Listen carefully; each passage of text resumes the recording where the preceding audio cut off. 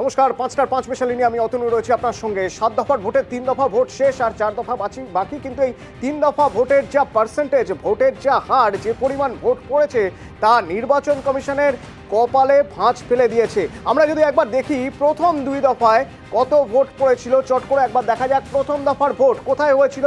প্রথম দফার ভোট জলপাইগুড়ি, কোচবিহার, আলিপুরদুয়ারে।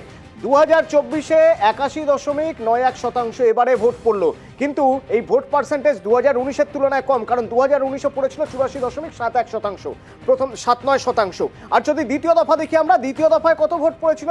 দ্বিতীয় দফায় দার্জিলিং, বালুরঘাট আর রায়গঞ্জে ভোট পড়েছিল 76.58%, কিন্তু সেটাও কম। তার কারণ তার আগে 2019-এ 80.62% ভোট পড়েছিল, অর্থাৎ প্রায় 4% ভোট কম পড়েছিল।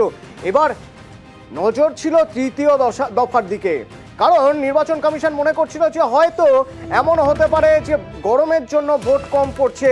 তৃতীয় দফায় বেশ কিছু দাওয়াই দেওয়া হলো, আর জলের বোতল রাখতে হবে, ওআরএস রাখতে হবে, ছায়া রাখতে হবে, কিন্তু 2 দফার পর দেখা গেল তৃতীয় দফাতেও ভোট কম পড়েছে।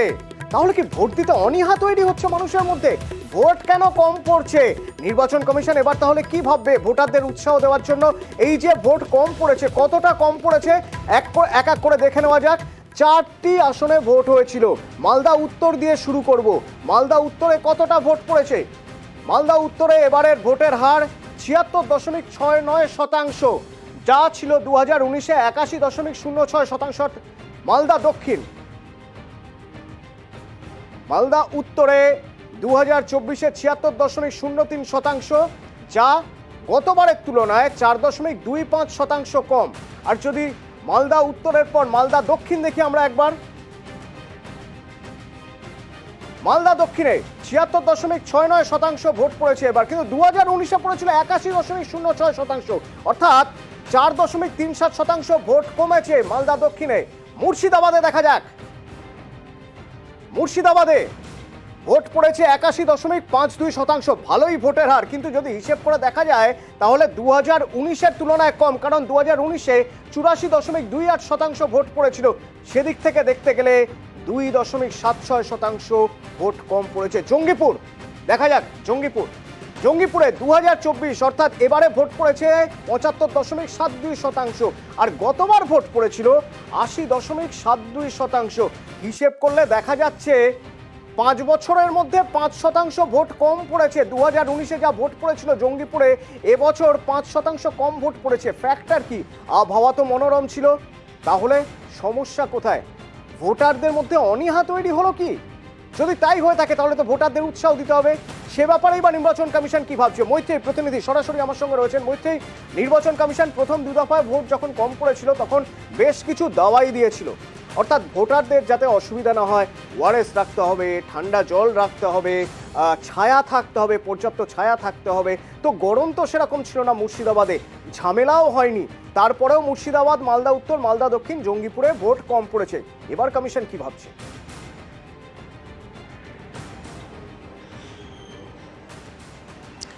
দেখো, খুবই গুরুত্বপূর্ণ এই বিষয়টি। তার কারণ শুধু কমিশনই নয়, বিভিন্ন রাজনৈতিক দলেরও কিন্তু কপালে ভাঁজ পড়ে গিয়েছে। কারণ শতাংশের বিচারে শুনে হয়তো সংখ্যাটা খুব আহামরি লাগবে না, কিন্তু ভোটের যদি সংখ্যা দেখা যায় তাহলে এই তৃতীয় দফায় 4টে যে কেন্দ্র হয়েছে সেখানে মোট ভোট যত ছিল তার থেকে যা ভোট কম পড়েছে সেটা প্রায় কিন্তু 3 লাখের কাছাকাছি, অর্থাৎ 2,93,000-এর কাছাকাছি ভোট, 2,93,000-এরও বেশি ভোট কম পড়েছে। আর 2021-এর বিচার করলে সেটা প্রায় 3,40,000 ভোট কম পড়েছে। কোনো কেন্দ্রে 77,000, কোনো কেন্দ্রে 90,000 করে ভোট কমেছে। ফলে মানুষ এবার চিন্তা হচ্ছে কমিশনের কোন জায়গায় যে কেন ভোট কম পড়ছে। প্রথম 2 দফায় যেমনটা তুমি বললে তাপপ্রবাহ ছিল, সেই বিষয়টাকে ইঙ্গিত করা হচ্ছিল যে তাপপ্রবাহের জন্য মানুষ হয়তো আসছে না, এবং দেখাও যাচ্ছিল দুপুরবেলা ভোটের হার কমে যাচ্ছে। কিন্তু এবার কি হলো? মালদা উত্তর, দক্ষিণ এবং জঙ্গিপুর, মুর্শিদাবাদে কেন 4%-এর ওপরে ভোটের 4% ভোটের পার্সেন্টেজ কম? কমিশন যেটা বলছে, কমিশনের ক্ষেত্রে এখানে 2-3টে কারণ কমিশনের নজরে এসেছে। প্রথম, তারা বলছেন মাইগ্রেন্ট লেবার।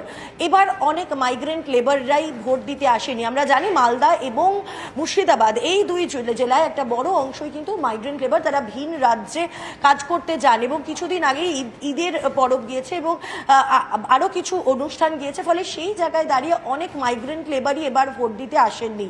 সে কারণে ভোট কমে থাকতে পারে। এবং একই সঙ্গে মানুষের অনীহা বা বদলানোর যে ইচ্ছেটা বা নতুন করে নতুন কোনো রকমের বদল আনার ইচ্ছেটা, সেই দিক থেকে কিন্তু ভোটের ইচ্ছেটা কমে যাচ্ছে, ভোট দিতে যাওয়ার ইচ্ছেটা কমে অর্থাৎ ভোট যাচ্ছে, দেওয়ার ইচ্ছে কমে যাচ্ছে, যে তার ইস্যু সঙ্গে হচ্ছে। পরিযায়ী শ্রমিক একটা ফ্যাক্টর হয়ে দাঁড়াচ্ছে।